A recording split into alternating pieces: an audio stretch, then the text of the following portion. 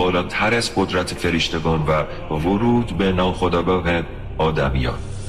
آیا میخوای بفهمی که یک شخص در مورد تو چه فکری میکنه، یا میخوای ذهن ناخودآگاه اون رو تحت کنترل بگیری و افکار پنهانش رو بخونی؟ این افسون برای توه. این آیین بسیار قدرتمنده و فقط باید با نیتی خالص انجام بشه. در ابتدا باید این آیین رو 3 شب متوالی، 2 شنبه، 5 شنبه و جمعه انجام بدید. قبل از شروع با سوزاندن کندر و عود چوب صندل فضا رو برای این امر پاکسازی کنید. سپس در اتاق تاریک یک دایره با گلاب و زعفران روی زمین رسم کنید. شمع سیاه رو سمت چپ و یک شمع سفید رو هم سمت راستش قرار بدید.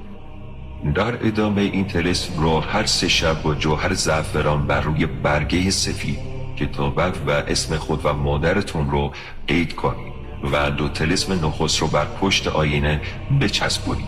طلسم سوم رو هم بسوزونین و خاکستر اون رو داخل ظرف آب بریزید و از آب درون کاسه به آینه بپاشید.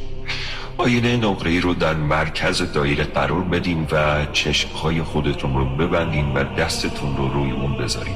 با چشمایی بسته 3 بار اسم این شخص مورد نظرتون رو تکرار کنین. پس از چند لحظه تصویر یا احساسی از افکار اون در ذهنت ظاهر میشه. اگه تمرکز قوی داشته باشه ممکنه حتی صدای درونی اون رو هم بشنوی.